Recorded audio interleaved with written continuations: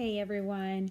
I am doing a follow-up video post L5-S1 discectomy laminectomy.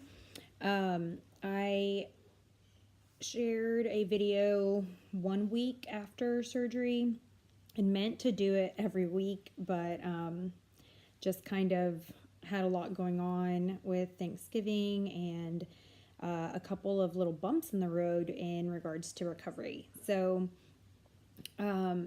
If you want to kind of get the background story on the surgery and kind of the journey leading up to making the decision for the surgery, please see the first video on this.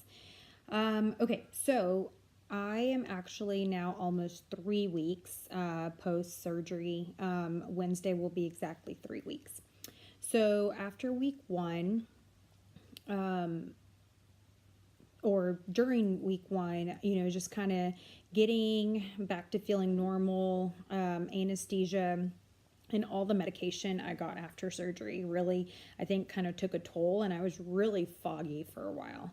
I was getting a lot of muscle spasms, and so I never had to take any real pain medicine. If I felt a little soreness, I would just take regular Tylenol, and then, but I did end up having to take the muscle relaxer, and I would only take even half of one, or maybe at night I would take the whole thing. Sorry, that's my dog. And then let's see. So leading up to Thanksgiving week, which would have been the start of week 2, I woke up and I started feeling this kind of pain or dullness in my left hip and left leg. So that is the pain that I initially felt when this all first started. And so it kind of freaked me out. After surgery, I had foot numbness and a little bit of numbness in my calf, which I had before surgery as well. And we pretty much figured like either it's just going to take some time for that to go away. So I'm not really worried about the numbness, but the start of this hip pain and tightness in the back of my leg kind of worried me. So I spoke with my surgeon right before Thanksgiving that Wednesday, which was exactly 1 week post-op, and he was like, let's not jump to any conclusions. Did you do anything that maybe, could have, outside of the restrictions that I was given? And honestly, I haven't been doing that. My restrictions, of course, are no lifting, twisting, no like bending. I mean, I can lift like something less than, I think, 5 or 10 pounds, and then only sitting for short periods of time. So I kind of have been testing sitting, and I'm like sitting right now, but I've realized that 15 to 20 minutes is kind of where I start to not feel great. And so I do try and sit a little bit because otherwise it's just walking, standing, or laying. But anyhow, so he also encouraged me to take some anti-inflammatory, and so just to see if the hip pain maybe was a little bit of inflammation. There was quite a bit of compression on the nerve from my herniation rupture, so we want to see if it was inflammation. So then comes week 2, and I'm still having the hip pain.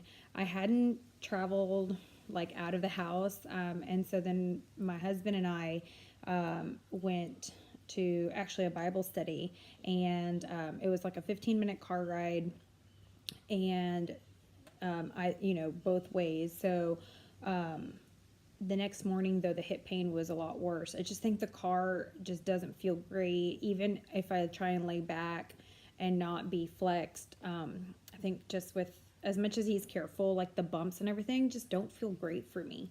And we actually traveled again yesterday, so I've really only been out of the house 2 or 3 times, like in a car, and I haven't driven because I had intermittently been taking the muscle relaxer, and I had a no driving restriction for 2 weeks. But we drove to Bible study again yesterday, and again, I just didn't feel great after being in the car. Um, so, because of those symptoms, when I followed up with my doctor um, and let them know that I was still having a little bit of this hip pain, leg pain, dullness, aside from the numbness, we went ahead and decided to move forward with a repeat MRI. My rupture was large, and so, there is a high potential for reherniation, especially within, at least from how my doctor, the research that my doctor gave me was that within the 4 months is your highest chance of reherniation. And even within a year, there's a 20% chance. So we're going to repeat the MRI just to make sure that there's no reherniation. I don't remember doing anything specific that could have caused a reherniation. I just remember, going to sit to lay, that kind of movement. One time I went to do that and I kind of felt a zing in my back, and I wasn't quite sure if maybe I just moved a little too fast or something like that. And then the weirdest thing is that I had gotten, I live in Texas and Houston, and the weather here is crazy, and so sinus issues are always a thing. And I kind of got like a sneezing episode within that first week of surgery, and it's impossible, y'all, to sneeze and not like flinch forward. And to be honest, it was quite painful because I sneezed like 3 or 4 times in a row.